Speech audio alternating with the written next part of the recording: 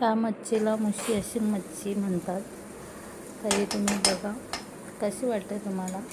चांगली असते ही मच्छी खायला, तब्येतीला पण खूप चांगली असते. तुम्ही पण करा, खाऊन बघा, आवडेल तुम्हाला.